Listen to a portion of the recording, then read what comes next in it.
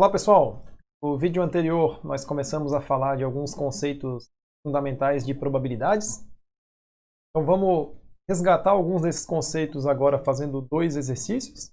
Em seguida a gente avança para o conceito de probabilidade condicional.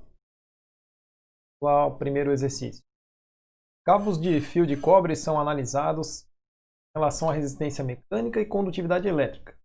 Os resultados de uma amostra de 100 cabos são mostrados na tabela a seguir. Aí a gente tem aqui os dados do problema. Pergunta no item A. Se um cabo for selecionado aleatoriamente, qual a probabilidade de sua condutividade ser alta ou de sua resistência mecânica ser alta? Saber. Considere os eventos PC, cabo tem baixa condutividade, BR, cabo tem resistência mecânica baixa. Esses eventos são mutuamente exclusivos? Vamos responder essas duas perguntas aí. Vamos abrir aqui o nosso caderno. E aí eu vou resolver o problema com vocês de uma maneira bem passo a passo para a gente enxergar cada momento aqui os conceitos para que a gente estudou anteriormente. Letra A pergunta feita foi qual a probabilidade de um cabo selecionado ao acaso ter alta condutividade ou alta resistência mecânica. Escrever isso aqui na linguagem ficaria chamar de AC, o evento em que o cabo tem alta condutividade, ou AR, o cabo tem alta resistência mecânica. E aí a gente já vai ver por aquela propriedade da união de eventos. Aqui a gente vai calcular a soma de cada um dos eventos, probabilidades de cada um deles. E se houver uma interseção, a gente fala.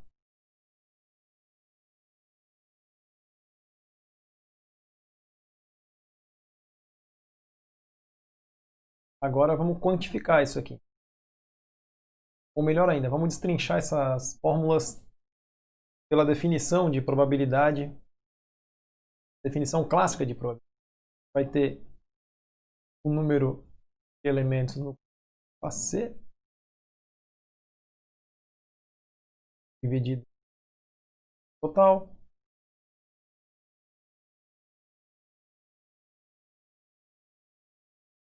pelo tamanho total menos o número de elementos na interseção dos termos quantitativos agora. O tamanho do conjunto, número de elementos no conjunto AC. AC aqui, né? São 74.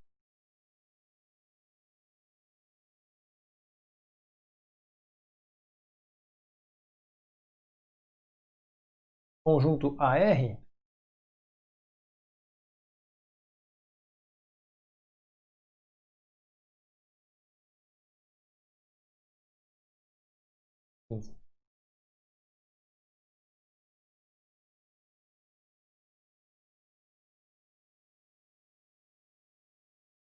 E o conjunto interseção entre AC e AR, parem, a gente tem 74 cabos que têm alta condutividade, também tem alta resistência mecânica. É esse valor ali.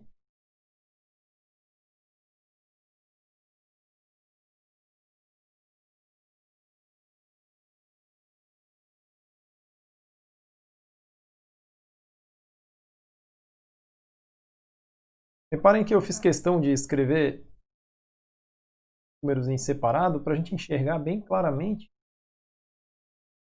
aquela questão da interseção. A interseção apareceu, o 74 apareceu no cálculo da probabilidade C, e apareceu de novo o cálculo da probabilidade do AR. Então a gente está tirando uma vez aqui, como vimos anteriormente. E aí a gente vai ter probabilidade que era do nosso interesse. Fazendo essa conta aqui, a gente vai encontrar 89 sobre 100. Podemos escrever isso como 89%. Tipicamente a gente escreve as probabilidades em termos de porcentagens.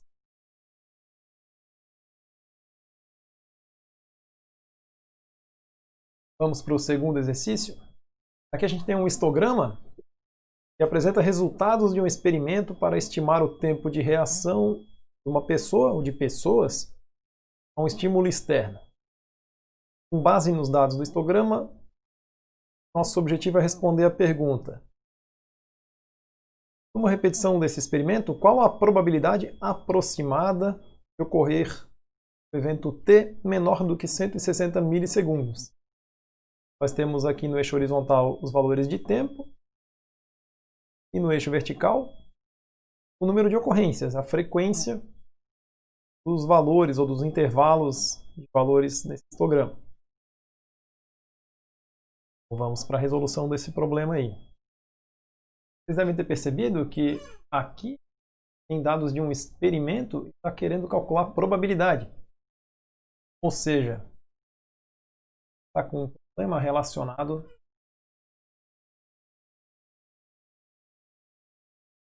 àquela ideia da probabilidade como frequência relativa a limite. Experimento. Funciona quando o experimento é repetido muitas vezes. Aqui, qual é o tamanho? Quantas vezes foi repetido esse experimento? Nós vamos obter essa informação ali do histograma.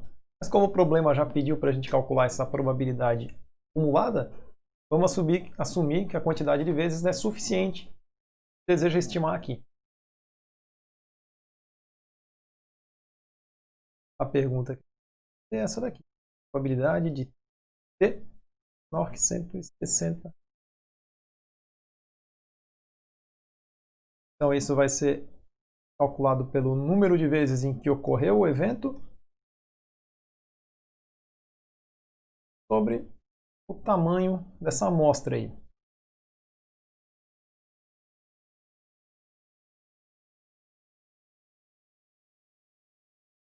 E agora o que nós temos a fazer é interpretar esse gráfico e obter essas informações. A gente já sabe fazer, a gente já estudou histograma lá em análise exploratória de dados. Quantas vezes ocorrem valores menores do que 160? A gente vai assumir que os intervalos são fechados aqui à esquerda. Então, o valor 80 está incluído nessa primeira classe. O valor 120 vai estar incluído nessa classe aqui. E assim por diante. Então, o 160 ele vai estar incluído na classe aqui, que tem 192 ocorrências. Quer dizer que valores abaixo daquela classe ali, classes anteriores a essa, valores menores do que 160. Essas barrinhas que eu estou marcando aqui correspondem às barrinhas que têm valores menores do que 160 milissegundos.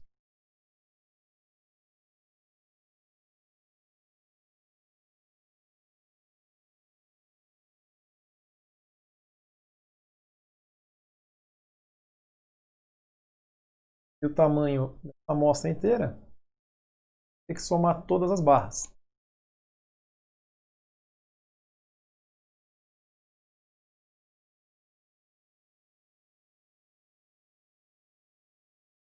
Vai ter que somar todos os valores. Dá uma encurtada aqui. Dá para entender qual conta que está sendo feita. Resolvendo os cálculos, vai chegar em 258 sobre 856, que é o tamanho dessa amostra. Isso resulta em 0,304. Porcentagem 0,14. E com base nos dados desse experimento é a probabilidade aproximada de ocorrer um valor de tempo menor do que 160. Passamos agora para o conceito de probabilidade condicional. E a gente vai fazer isso utilizando um exemplo, a soma de dois dados comuns. Vamos primeiro listar os possíveis resultados no lançamento de dois dados.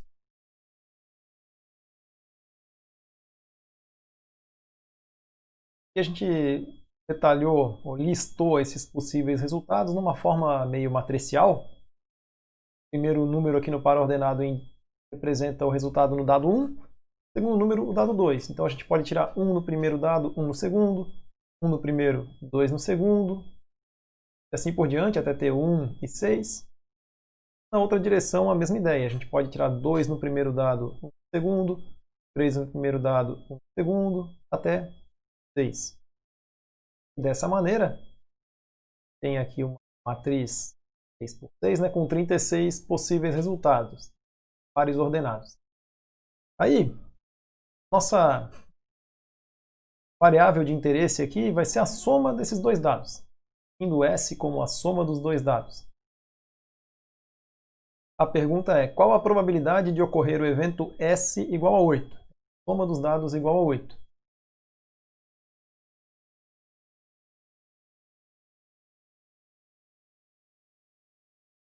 Como nós já vimos anteriormente, para calcular P de S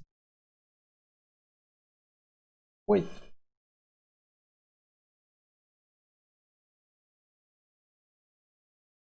a gente vai fazer é contar quantas vezes ocorre o resultado S igual a 8 sobre o total de possíveis resultados. O S igual a 8 a gente vai ter quando sair o número 6 e o número 2, o número 3 e o número 5, 4 e 4, 3, 2. Então essa diagonal aqui da nossa matriz. Quantos elementos tem esse subconjunto? 5. 5.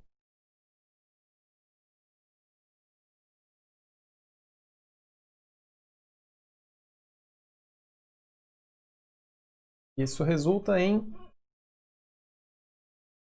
0,139.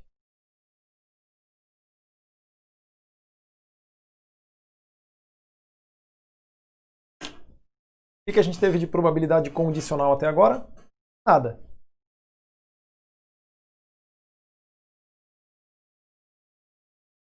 Se a gente fizer a pergunta um pouquinho diferente agora, eu vou acrescentar essa pergunta aqui. Qual a probabilidade de S igual a 8, dado que dado 1 resultou em 3? Agora sim a pergunta mudou, a gente tem uma condição. Dado que, sabendo que o dado 1 é igual a 3, qual a probabilidade de S igual a 8? Caderno? P de S igual a 8. E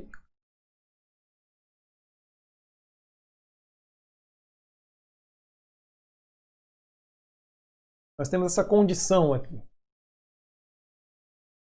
Se a gente sabe que o dado 1 é igual a 3, né? Foi igual a 3, vai olhar somente para essa linha aqui, onde os resultados dado 1 iguais a 3. Então, o nosso espaço amostral foi reduzido a essa linha. Não são mais os 36 valores, mas apenas esses 6 aqui. Então,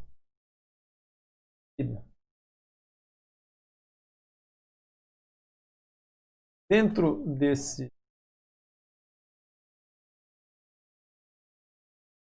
entre esses 6 valores aqui, a gente vai procurar quantos deles resultam como igual a 8. Então, no nosso espaço amostral, nós temos 6 valores, os quais apenas um soma igual a 8.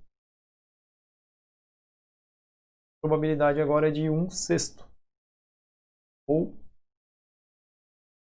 0,167.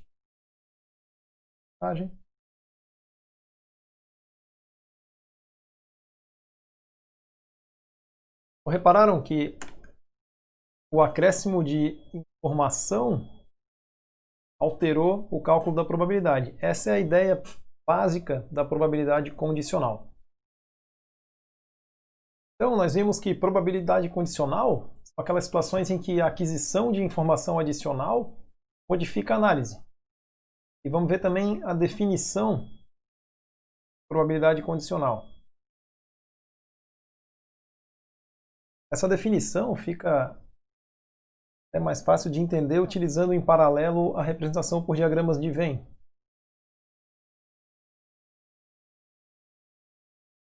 Probabilidade de acontecer o evento A, dado que ocorreu o evento B, faz expressão que vai encontrar agora.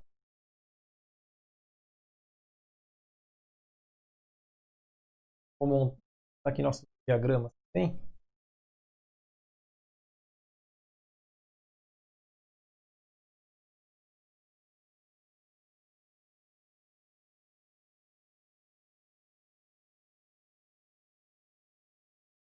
B.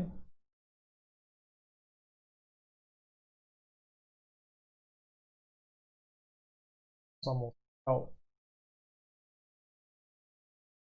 Contém esses dois. Sabendo que ocorreu o B,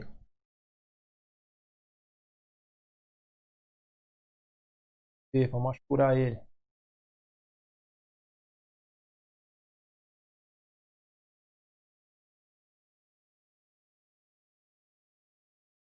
Sabendo que ocorreu o evento B, qual a probabilidade de ocorrer o evento A? Ora, se nós sabemos que ocorreu o evento B, o nosso denominador, o nosso espaço amostral reduzido, está restrito ao evento B. Agora a gente quer saber a probabilidade de ocorrer A. Onde tem A dentro do evento B? E na interseção dos dois.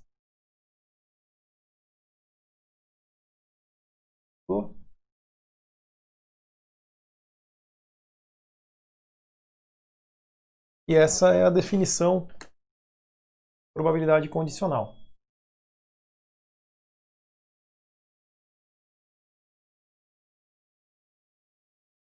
Dessa definição decorre também uma fórmula bastante conhecida em probabilidade, que é chamada regra da multiplicação, ou regra do produto, aí depende do autor. Essa regra da multiplicação se trata de manipulação simples da definição de probabilidade condicional. Probabilidade de A B é calculada pela probabilidade de A, a probabilidade de B, dado que já ocorreu A. E é a mesma coisa que a probabilidade de B, probabilidade de A,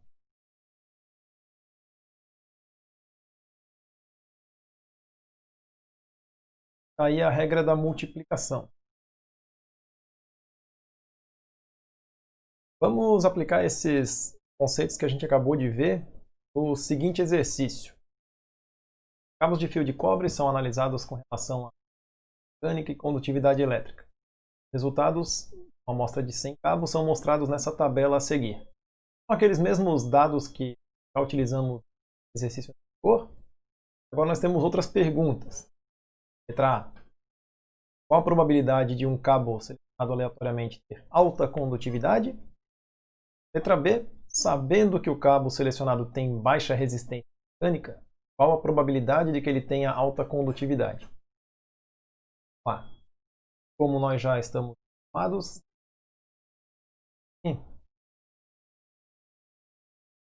quantidade de elementos de interesse e a quantidade de elementos do espaço amostral.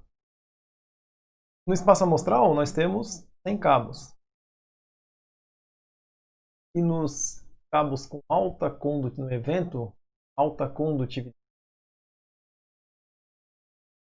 nós temos 82.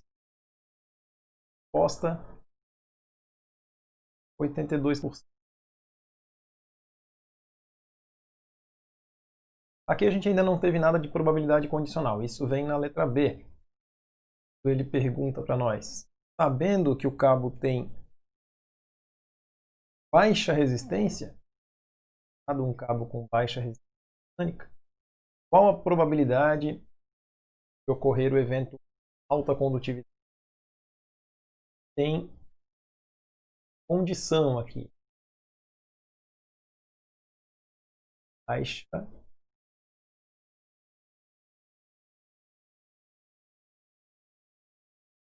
Vamos olhar lá. Nosso espaço amostral está reduzido pelos cabos com baixa resistência mecânica.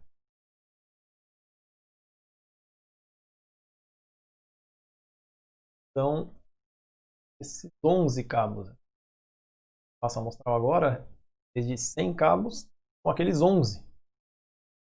Do espaço amostral reduzido?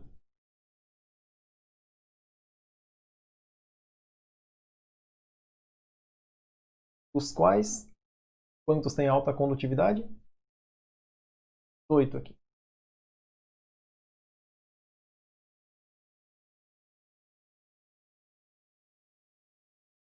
E isso resulta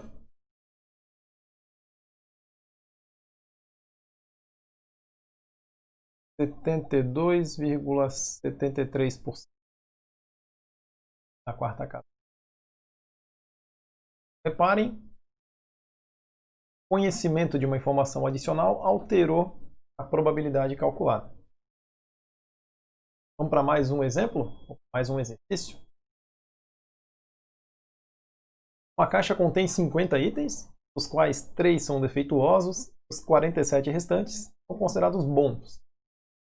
2 itens são selecionados aleatoriamente. Na situação A, considere que o primeiro item seja reposto antes de selecionar o segundo. Qual é a probabilidade de que o segundo seja defeituoso, dado que o primeiro é defeituoso? Lá.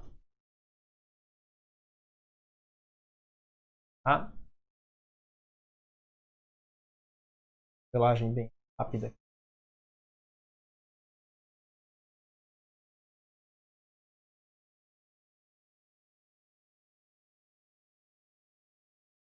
Itens. Quais? 3 famosos.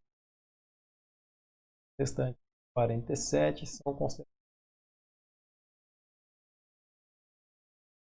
Letra A, pergunta é a seguinte: qual é a probabilidade de uma segunda retirada retirar o item defeituoso, sabendo que o primeiro também era defeituoso?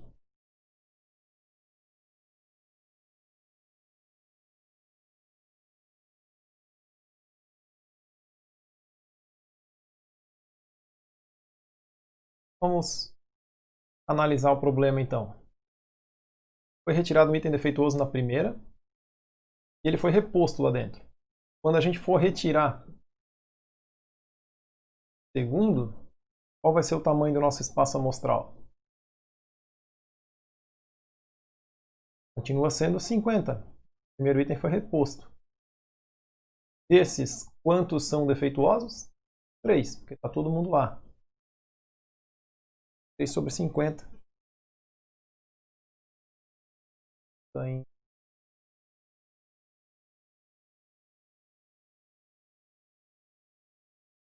6,0%. Agora na letra B, a coisa muda um pouco.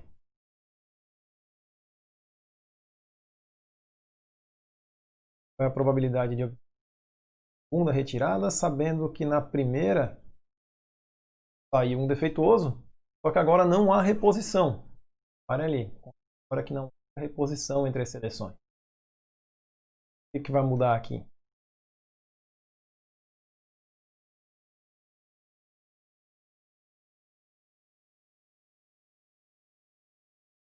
Quantos itens ao todo a gente tem? Qual é o tamanho do nosso espaço amostral agora? Saiu um item, ele não foi reposto. Ao todo, 49. Desses 49, quantos são defeituosos? 2. Um deles já saiu na primeira. Fazendo a conta aqui, a gente chega em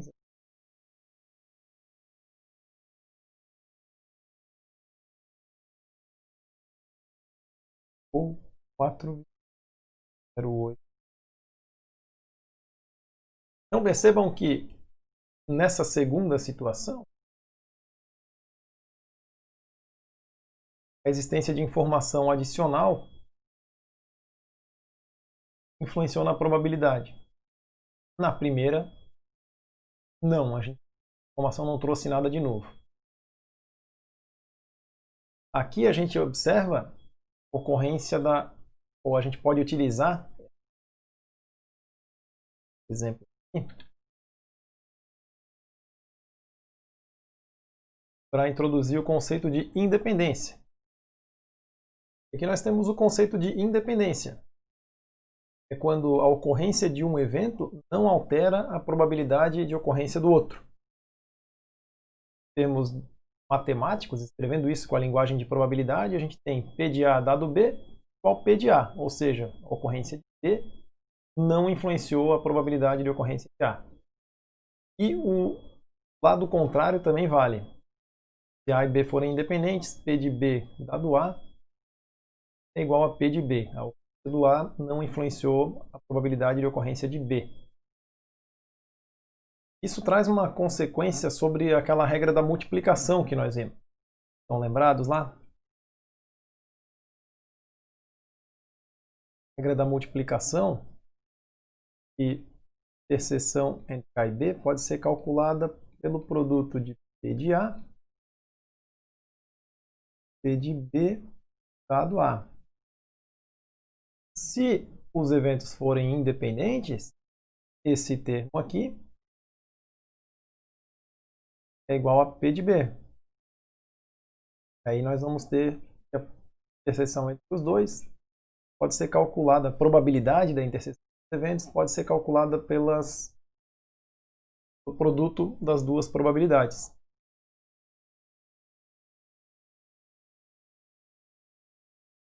Essa daqui é uma consequência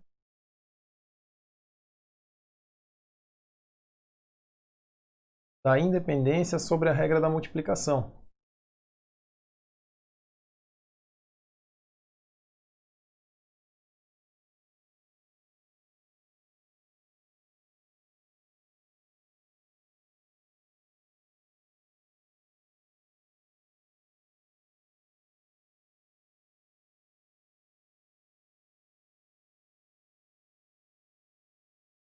Ou seja, importante destacar aqui, essa ideia de multiplicar as probabilidades para calcular a probabilidade da interseção só vale quando os eventos forem independentes.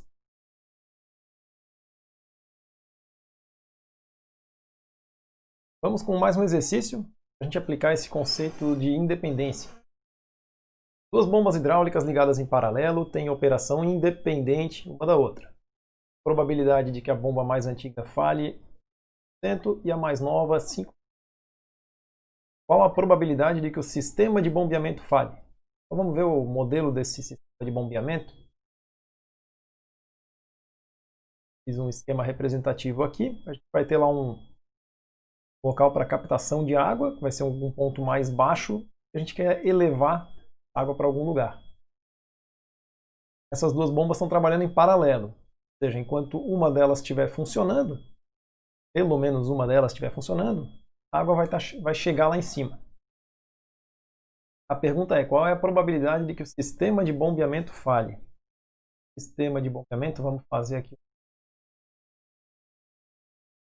Apresentar o nosso sistema, seria essa fronteira aqui. Contém as duas bombas. probabilidade que o sistema de bombeamento falhe. Eu vou usar a ideia do conjugado. Então, P de S, sistema funcionando, P do S conjugado, sistema não funcionando. Lembra aquela ideia do complemento? O que a gente quer? Para que esse sistema falhe,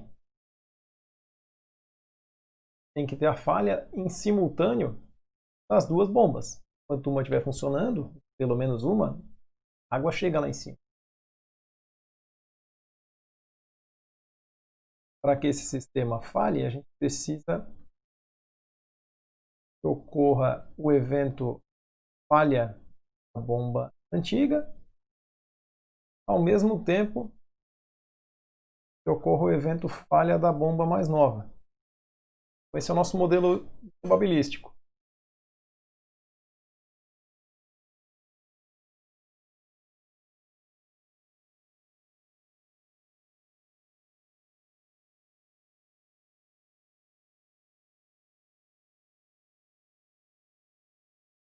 Isso aqui, aplicando a regra da multiplicação, é o seguinte. Falhar a probabilidade de uma bomba nova, dado que a bomba antiga. Porém, nós sabemos que essas bombas trabalham de maneira independente. Então, o fato da bomba antiga falhar não vai alterar a probabilidade da bomba nova falhar. Pode aplicar dependência.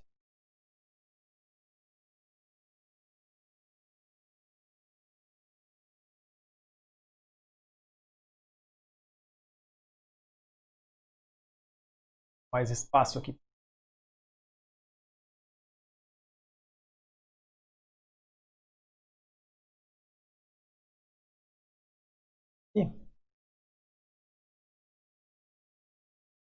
E bomba nova falhar. Probabilidade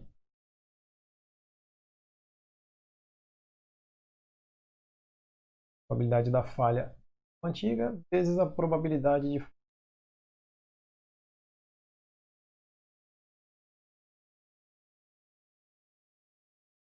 a 10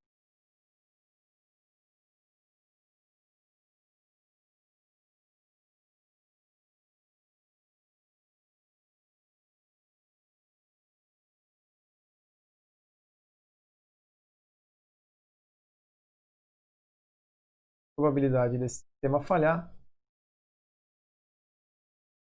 é 0,5.